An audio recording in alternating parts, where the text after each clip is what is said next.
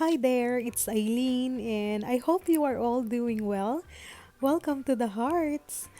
In today's video, I'm so excited to share with you two farmhouse useful DIY projects. So let's get started. For the first DIY, you need two cooling racks, four trays, and you also need zip ties. I attached the cooling racks using zip ties. You only need to put two zip ties on this. You can do more like I did here, but you will get the same result. The cooling rack will bend like this with the zip ties as the hinge, but it's okay. You're gonna hang this so it doesn't matter even though it is bending. And after putting the zip ties, I attached the four trays on the cooling rack. I put it at the second line, then leave one line for the gap.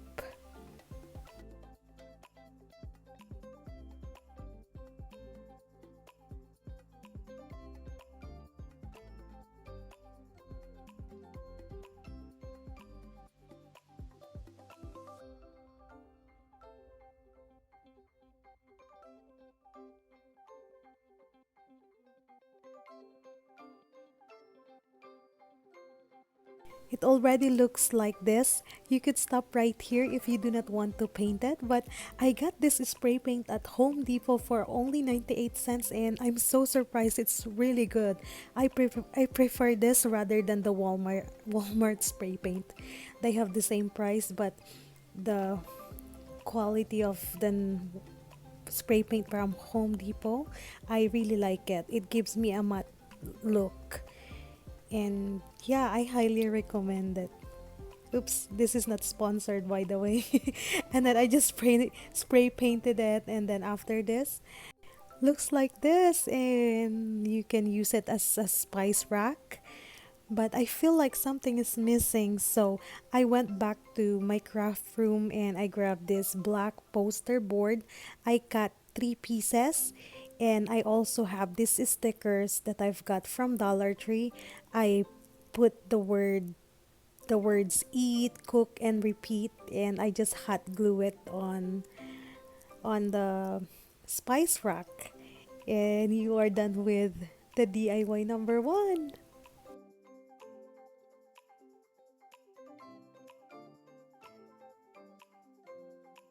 This video, it's a challenge invite called The Useful DIY, hosted by Mom Does Life and co-hosted by Michelle from Michelle's Cozy Home. They are very beautiful and talented, so check out their channel on the description box below. We also have playlists, so after this video, check it out. Let's proceed to DIY number two. For my second DIY, I went to Home Depot and grabbed three of these common boards. When you are shopping at Home Depot, make sure you check whether the price is per feet or per board. And they can cut your board at the store. These are my wood pieces. Two pieces at 60 inches and five pieces at 15 inches. I sand it down to smooth it out and to remove the splinters. This DIY number two was requested by one of my subscriber. Her name is Mikey Hansen. She's my friend and she sent me this photo and I just did my twist on it. And thank you so much, Mikey, for sending me or requesting. And if you have some requests, just DM me on my Instagram at isa_heart. So here I'm marking 12 inches, which is the gap between each step of the ladder. It is important to make sure to measure it correctly so that the step will be level. And I just lined up each step with the line that I marked. I also marked 12 inches on the other side of the ladder to make sure that it's 12 inches. And here it looks like this when I drilled it.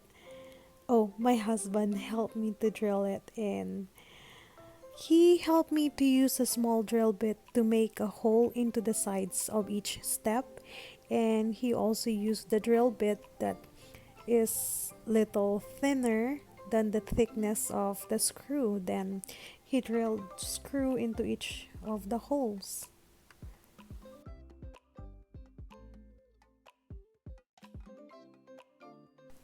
This is the most challenging part for me, so I ask help from my husband, and my left arm is always injured, so I just let him do it.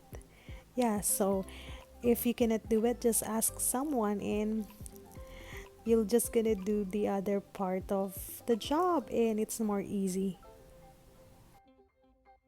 Hey guys, thanks for supporting my channel, and my little channel is growing because of you. Thanks a lot. And if you are new here, thanks for dropping by. You are welcome here. Please subscribe and click the notification bell so that if I upload a new video, you are not going to miss out, and it helps a lot on my channel. Yeah, so thank you so much guys, and if you like this video, give me a big thumbs up. It I appreciate it a lot, and it means a lot to me. Yeah, so here after drilling, and I just painted it using the Rust-Oleum chalk paint, and I just give it incomplete one coat. You can also use other paint. It depends on what color you like. You can paint it black or stain it with the wood stain. That will be great too. But here I use chalk paint, and I also distress it with using pewter gray because I want to match it with the color of our house. So it it's up to you what color, whatever colors you like. I apply the pewter gray using the dry brush technique. I dab the brush into the paint, then I put the excess onto the paper towel. And I also put some heavy stroke to have darker spot. And yeah, there's no right or wrong to do this, so just have fun and let your hand just make some strokes. And then after this one, I grabbed some baskets. I ended up not using this clear basket. I painted it using the Home Depot spray paint, and then I also have this, what do you call that? It's like some hooks that I've got from Dollar Tree, and I also have this Eat from Hobby Lobby. I have this for a long time, so I'm going to use it. And you can use any word that you like. And then I ended up using this wired basket from Dollar Tree. I just attached them in the ladder using the zip ties. And as you can see on the screen, there's sign veggies and fruits on the wired basket. I use the black poster board and chalk to write the fruit and veggies. Yeah, you don't need to do that, but I think it's cute. Yeah. And then after this one, I just hot glued the word eat, and then I arrange some towels and put some of my fruits, and then voila, you're done with the DIY number 2.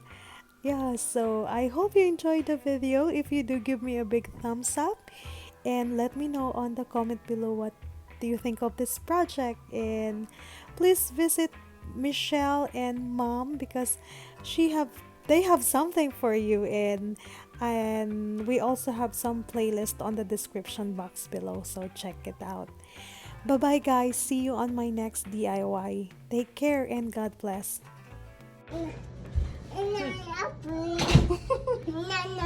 Someone is enjoying it. It's very practical. Mm-hmm. Decor.